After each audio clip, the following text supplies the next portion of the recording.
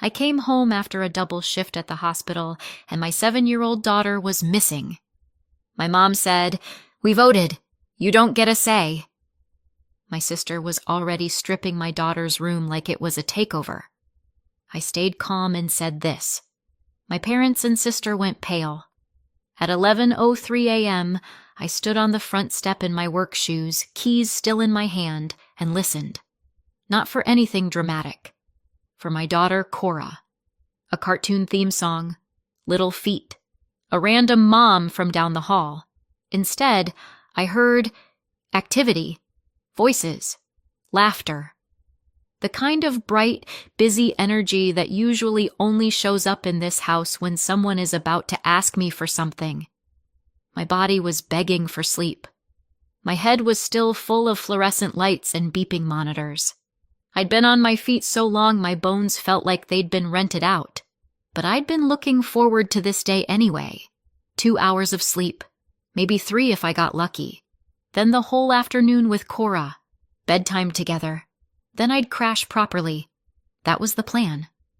I stepped inside, and my instincts immediately went wrong. The house smelled like coffee and syrup, and I could hear my mom's bright voice, the one she uses when she's trying to sell you on something. Then I saw my sister Allison in the hallway, in socks, hauling flattened boxes. A ring light box was propped against the wall, already opened. She looked up, smiled without showing her teeth, and said, "Oh, you're home," like I was interrupting. I didn't smile back. I didn't say hello. I didn't ask why there were boxes in the hallway. I just walked past her, straight to Cora's room. Because I'm a mother, not a tourist. I pushed the door open and stopped so fast my shoulder hit the frame. The room looked like it had been hit by a polite tornado. Cora's bed was stripped down to the mattress. Her blanket, the one she refuses to sleep without, was folded and shoved into a laundry basket like it was an inconvenience. Her stuffed bunny was sitting upright on the dresser, turned toward the wall.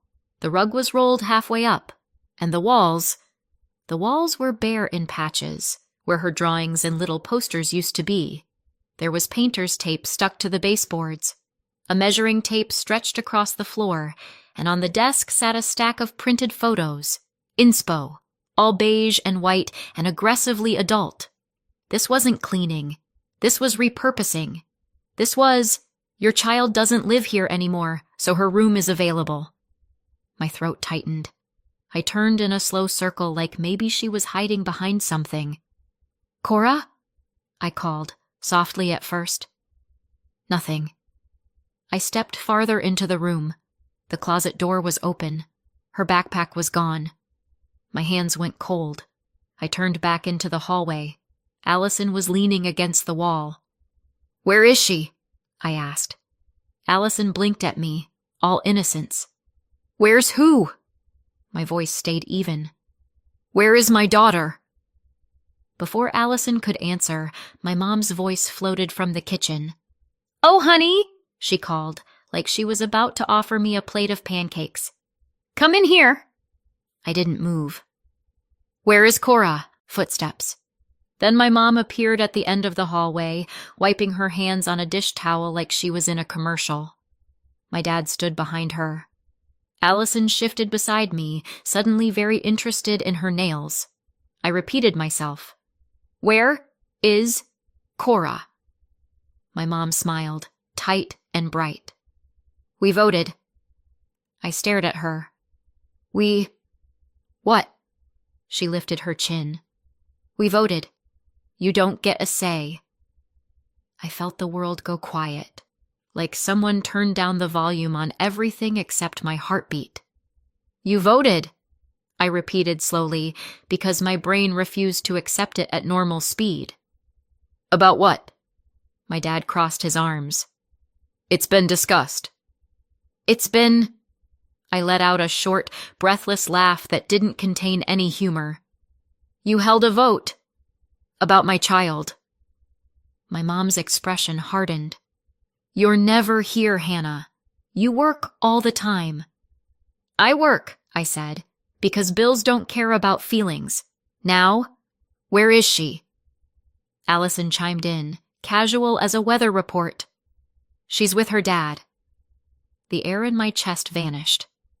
With Stephen, I said, and it came out flat. My mom nodded like she'd just solved a math problem. Where she's supposed to be. My hands tingled. My 7-year-old barely knows him. He's still her father, my dad said. Biologically, I said, and my voice stayed calm in that dangerous way, calm like I was holding something heavy and trying not to drop it. My mom sighed like I was exhausting her. We had to make a decision. You don't have the outside perspective. You're too close to it. I'm her mother, I said. That's the perspective. Allison stepped forward, pointing down the hallway like a real estate agent. And besides, we need that room.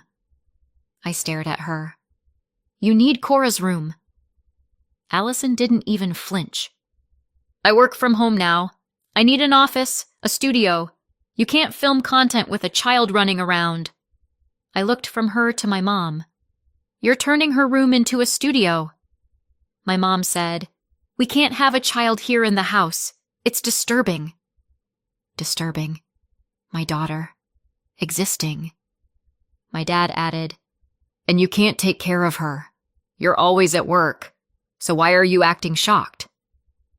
I felt something cold and clear settle into place inside me. Not anger yet. Something sharper. I took a slow breath.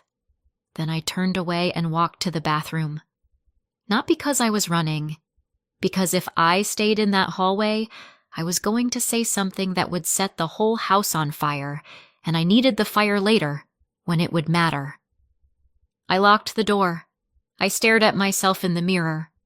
Work-worn face, tired eyes, the look of a woman who has spent years trying to be reasonable with unreasonable people. I put both hands on the sink and breathed. In, out, in, out. Then I unlocked the door and stepped back into the hallway. They were still talking, still justifying, still acting like they were the committee in charge of my life.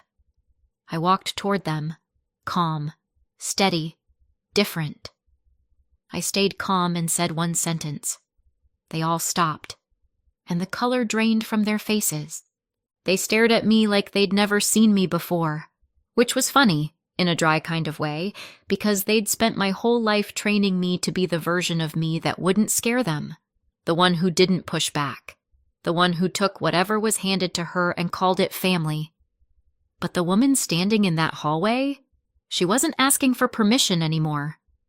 And watching their faces shift, subtle, then sharper, pulled me backward through time. Because this didn't start today. It started when I was a kid. My sister Allison is 2 years younger than me. 2 years is nothing now. But in our house, it was a crown. Allison was the favorite. Not in the obvious way where parents say it out loud. They did it the quiet way, the way that lets them deny it later. Allison got praised for being special. I got praised for being helpful. Allison was creative. I was responsible. If Allison cried, my mom moved like an emergency alarm went off. If I cried, my dad would say, "You're fine." So I learned how to be fine. I learned how to be useful. I learned how to anticipate what they wanted before they said it. Because if you're useful, you get tolerated. And even when I was little, I could feel it. The way they wanted me, not gone exactly, but out of the way. Fast forward to adulthood. I became a nurse because nursing makes sense. There's a problem, you address it. Someone is hurt, you help. You don't vote on whether they deserve care. Then I met Stephen. He was charming in the way people are charming when they know how to be. Funny. Easy. The kind of person who made you relax your guard. I got pregnant. Stephen went quiet. Then he said, flat and clear, I don't want kids. Like he was picking a side dish. I was young enough to think love could fix it. Old enough to know I wasn't ending my pregnancy because a man wanted to stay comfortably irresponsible. So I had Cora. Stephen held her once. Briefly, awkwardly, like she was fragile and unfamiliar. After that, he faded. He didn't show up for the hard parts. He didn't show up for the normal parts either. He'd appear a few times a year, say something like, "Hey kiddo," take a photo like proof of life, and disappear again. We never went to court. Not because I didn't believe in paperwork, because Stephen didn't believe in parenting. And you can't negotiate custody with someone who treats involvement like an optional subscription. So Cora lived with me. When she was about 5, I had a job that technically worked. Not glamorous, not impressive. But it fit. Part-time hours, predictable shifts, the kind of schedule that lets a single mom do daycare pickup without sprinting through a parking lot like she's in a crime show. Money was tighter, sure, but Cora was safe. I was present. I could breathe. And then I got offered the position nurses actually want. Better pay. Real career traction. The kind of step up you don't get twice. The catch was the schedule. Brutal hours, sometimes doubles. The kind of job that looks great on paper and destroys your life in practice if you don't have support. My first instinct was to say no. I mentioned it casually to my parents, more like I was thinking out loud than asking for anything. And that's when they did a sudden emotional U-turn so fast it should have come with warning lights. Because before that, they weren't warm with Cora. Not openly cruel. Nothing you could point at and call out. Just distant. Like she was a guest's child who might spill juice. They also didn't care about my career. Not really. So when my mom suddenly said, "You have to take it," I actually thought I'd misheard. "You can move in here," she said, breathless with enthusiasm. "We'll help. We're retired. We can do childcare. You can't pass this up." My dad nodded. Allison, still living at home as an adult, said, "It's a one-time opportunity. You'd be stupid not to." It was suspicious. And then the reason finally surfaced. They were about to lose the house. My childhood home.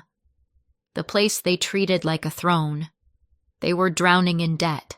About $68,000 in unsecured debt. And they were roughly $19,400 behind on the mortgage and taxes. Their credit was wrecked.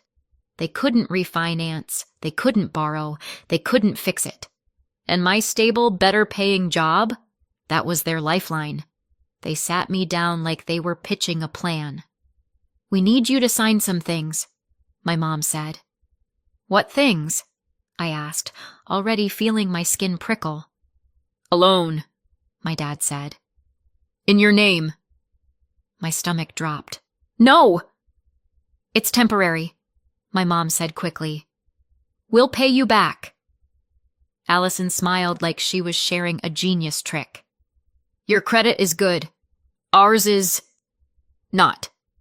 And then came the part they tried to toss out like a minor detail. "The house would need to be transferred into your name," my mom said, too fast. "Just for the paperwork. It's just a formality." A formality. They wanted me to take on the liability, carry the debt, risk my future, and they still expected to keep the power. I didn't like it. I didn't trust it. But I also couldn't watch them lose the house. And this is the part that still makes me angry at myself. I wanted to believe they meant the rest of it. The childcare, the "we love having Cora here," the sudden enthusiasm. So I said yes. I put in about $24,000 of my savings up front. I took on a monthly house payment of about $2,350 in my name. I signed what they put in front of me. The house was transferred into my name, and they called it a formality. At first the deal held. They did childcare. I worked. Cora adjusted. Then the paperwork cleared. The house was safe. The crisis was over, and it was like the deal vanished. Suddenly, I was dumping my child on them. Suddenly, my job was a bad choice. Suddenly, I was never here, like they hadn't insisted I take the schedule. Allison started complaining the most. About noise, about space, about needing a home office and a studio, about content. and Cora became the problem. Too loud, too present, too inconvenient. My parents backed Allison the way they always had. Then the comments started. Well, there is a dad. Why isn't she with him more? You can't rely on us forever. I didn't take it seriously because Stephen wasn't a father in any way that mattered, and because I never believed my parents would actually do what they were hinting at. I thought it was control, pressure, threats, until I came home at 11:03 a.m. after a double shift, and Cora's room was being dismantled like she'd never existed there. And my mom said, "We voted." And in that hallway, watching their faces tighten, I realized the talking had turned into action. I looked at them, calm, steady, and I opened my mouth. "I want you out of my house within 30 days, I said quietly. "All of you." The hallway went so still I could hear the fridge hum. My mom blinked at me like I'd just announced I was moving to the moon. My dad's mouth opened once and closed again. Allison's confident little smile shattered. "What do you mean?" my mom snapped. "What are you talking about?" my dad added, louder, like volume could rewrite reality. I didn't answer. I didn't argue. I walked to my room because there's a certain kind of power in not explaining yourself to people who have never explained themselves to you. Behind me, they kept talking. Their voices followed like gnats. "That's not your house," my mom said from the hallway. "That's ours." "Don't speak to your parents like that," my dad barked. "We made the difficult decision for you," my mom added. "You should have made it years ago." Allison's voice cut in, sharp with panic. "It's the right thing to do." I kept moving. I took off my work shoes, grabbed my bag, my phone, my keys. Then I pulled open the bottom drawer of my dresser and took out the folder I'd been avoiding for years, the one with the paperwork, the one that proved what was just a formality. I slid it into my bag without looking at it too long, because if I did, I'd remember every moment I'd swallowed my doubts to save them. I walked back out. They were waiting, watching me like I was suddenly dangerous. "I will send you legal papers shortly," I said. "I want you out of this house." My mom froze in a way that wasn't performative this time. My dad snapped, "You can't do that." Allison turned to him, voice pitching up. "Can she do that? What does she mean?" I didn't answer. I walked out the front door. No yelling, no scene, no dramatic monologue. Just a clean exit. And behind me, I heard the scramble. The sudden shift from smug certainty to panicked calculation. In the car, my hands were steady on the wheel. My heart wasn't. I called Stephen. No answer. Again. Voicemail. Of course, I drove anyway, because sitting still would have turned into spiraling, and spiraling doesn't get your kid back. Why didn't he call me? Why wasn't he answering? Why did my parents feel comfortable delivering my child like a package? I called again. Nothing. So I did the next thing. I called his mother. Susan picked up on the first ring. Her voice was cold, like she'd been waiting for this moment. "Hannah," she said. "Do you know where Cora is?"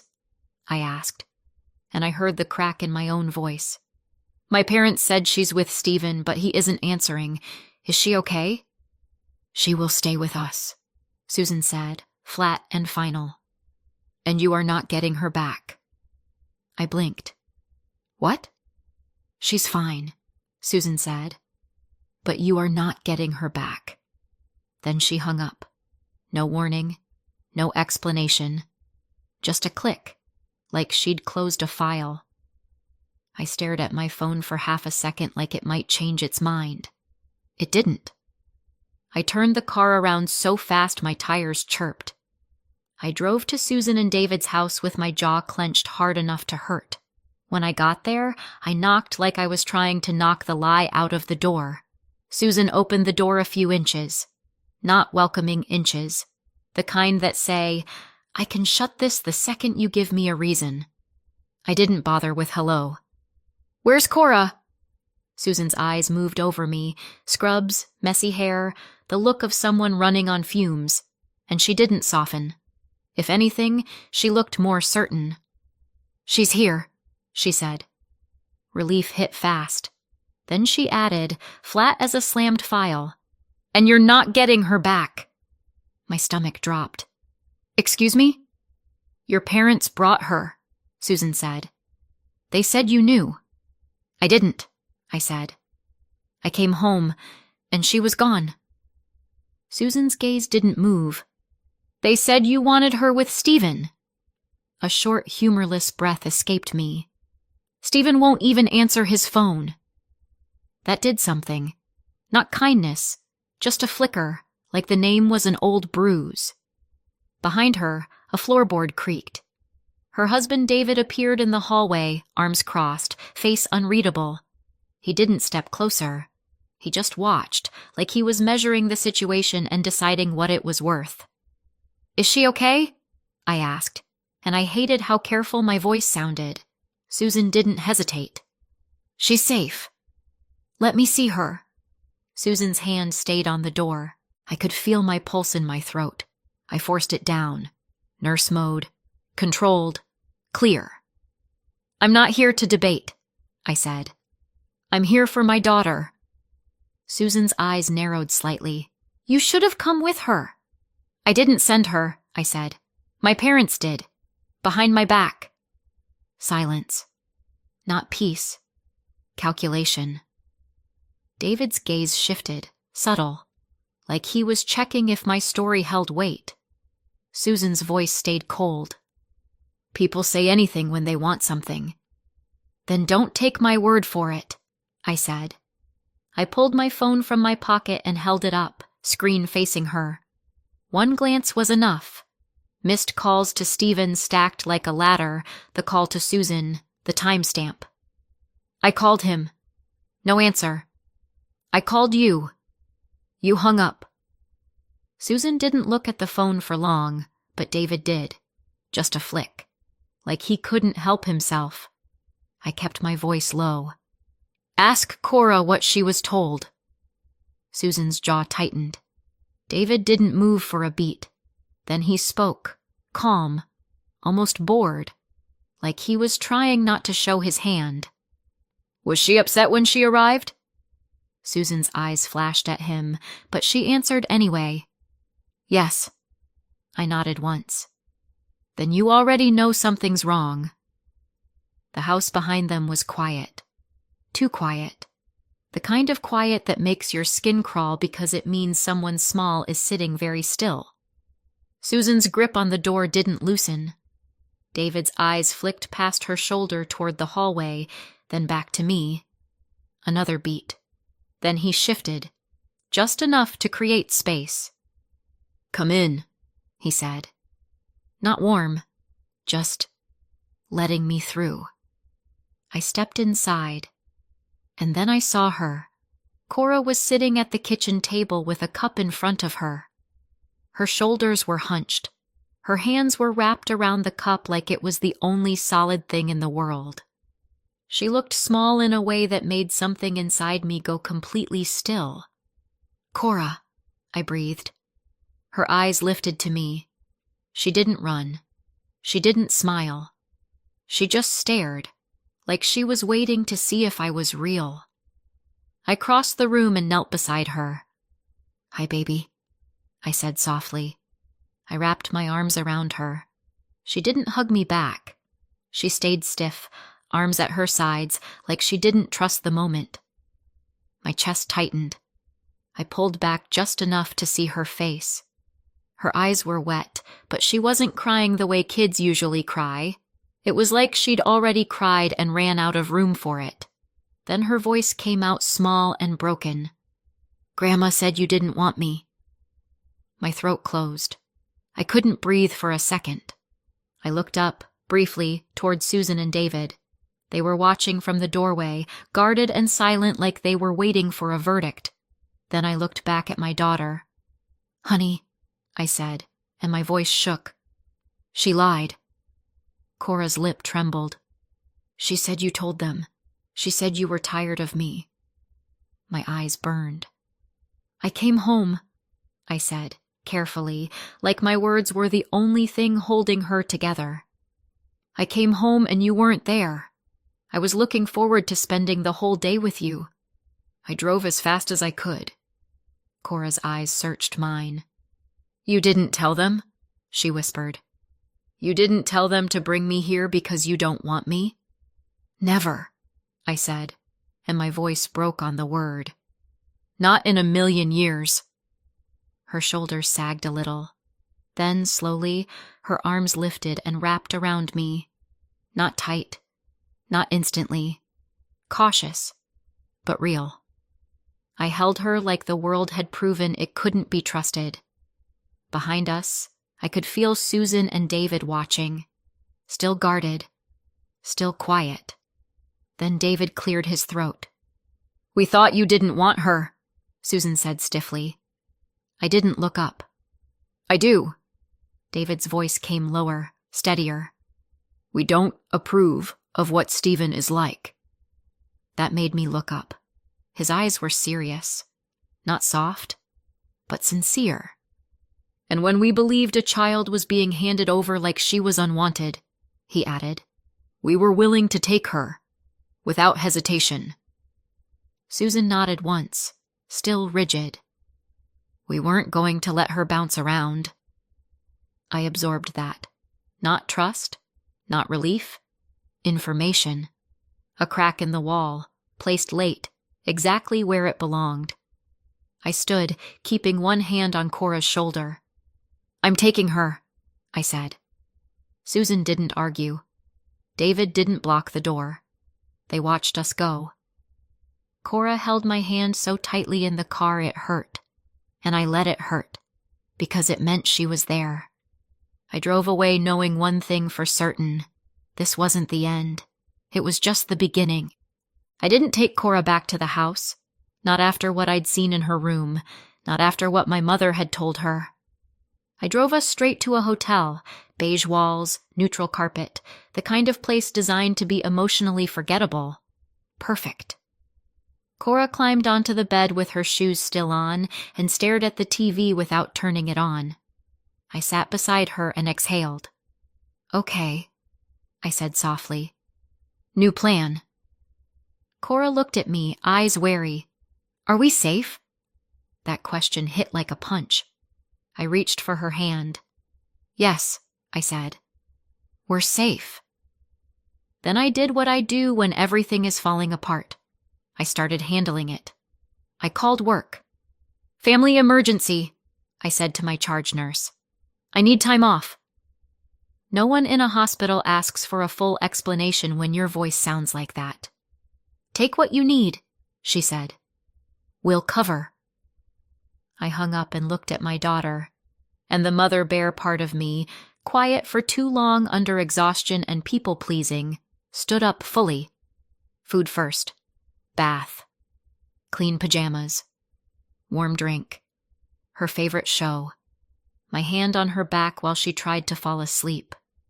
I didn't unload my rage on her. I didn't hand her adult fear to carry. I just kept saying what mattered. You're with me. I've got you. No one gets to move you around. She fell asleep curled against my side like she was afraid I'd disappear. When she was breathing evenly, I checked my phone. Missed calls. So many. Mom. Dad. Allison. Texts too, angry, confused, demanding, like I owed them answers. I didn't respond. Instead, in the morning, I called a law firm and scheduled a meeting. The next day, I sat across from Mr. Brown in an office that smelled like coffee and polished wood. He had the calm face of a man who'd seen family chaos professionally and didn't flinch at it. I slid the folder across his desk, the documents I'd taken when I left. Mr. Brown flipped through them slowly. Then he looked up. The house is legally yours, he said. My lungs loosened like they'd been tight for years. "You can absolutely evict them," he continued. "I'll send the letters and start the process." I nodded once. "Do it." Mr. Brown's pen moved across paper. "They'll be angry." I let out a dry little laugh. They were angry when they voted my daughter out. At least this time their anger comes with a stamp. 2 days later, Cora was back at school. Not magically fine, not instantly healed, but back in routine.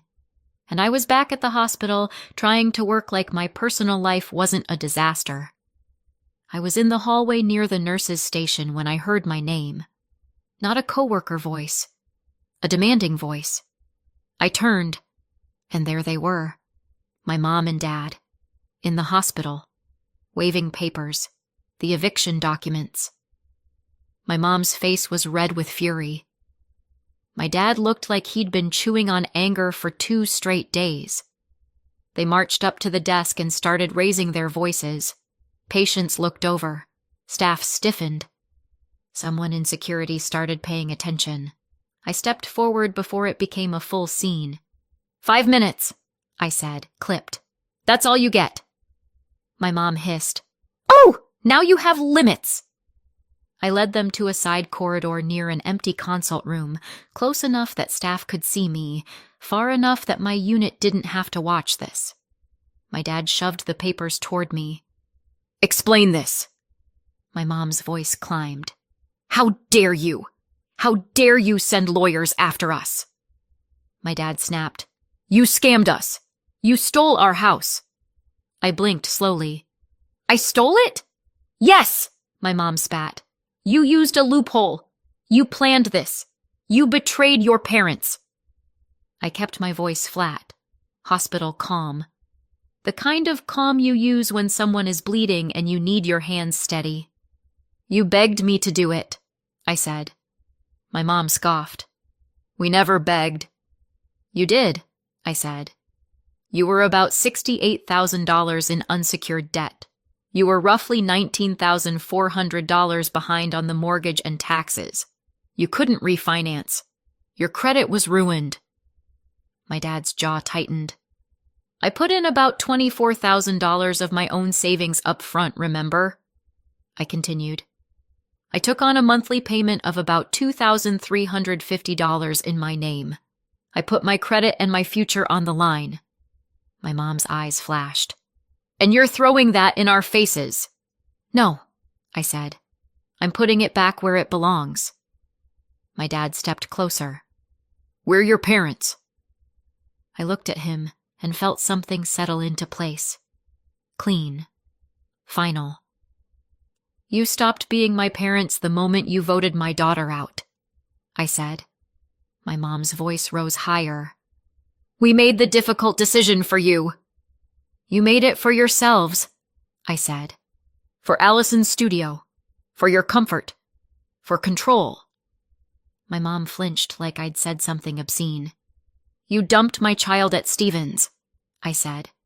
You told her I didn't want her. My dad's eyes flicked away for half a second. Good. You don't get access to Cora, I said. Not now. Not ever. My mom snarled. You can't keep her from us. I can, I said. And I will. Their voices climbed again. Accusations, panic, rage. I took one step back and nodded to the security guard now hovering in the hallway. I'm done, I said. You've used your 5 minutes. My mom started to protest. Security stepped in. They were escorted out, still shouting, still trying to drag me back into the old role. But the role was gone. I watched them disappear through the doors, heart pounding, hands shaking, spine straight. Because power isn't loud. Power is leaving. And as I turned back toward my unit, one thought landed cleanly. They thought they could vote my daughter out. I decided to vote them out instead. A month later, my mom, my dad, and Allison had moved out. Not stormed out and came back, moved out. Actually gone. I took a new job at a clinic a town over, part-time, Stable hours, no double shifts. The kind of schedule that fits motherhood. The house held too many memories, so I rented it out, about $2,850 a month, and used the income to live comfortably on part-time work and pay for occasional childcare when I needed it. Life also got easier for a very simple reason. My mom, my dad, and Allison weren't draining my finances anymore. I went completely no contact, no calls, no texts, no just checking in. I heard through relatives that they were in a 2-bedroom rental now, and Allison was still there too, freeloading, running her influencer hobby from her bedroom, living off their pension like it was a career plan. Cora recovered slowly, not in a straight line, but slowly. She started sleeping through the night again, started laughing without checking my face first, started trusting that home meant me. And the twist I didn't expect? I stayed in contact with Susan and David. They didn't excuse Stephen. They didn't defend him. They showed up for Cora, quietly, consistently. They visit every week now, and Cora actually enjoys it. So, what do you think? Did I go too far or not far enough? Did I steal from my parents? Was I right to kick them out and keep the property? Let me know in the comments and subscribe for more.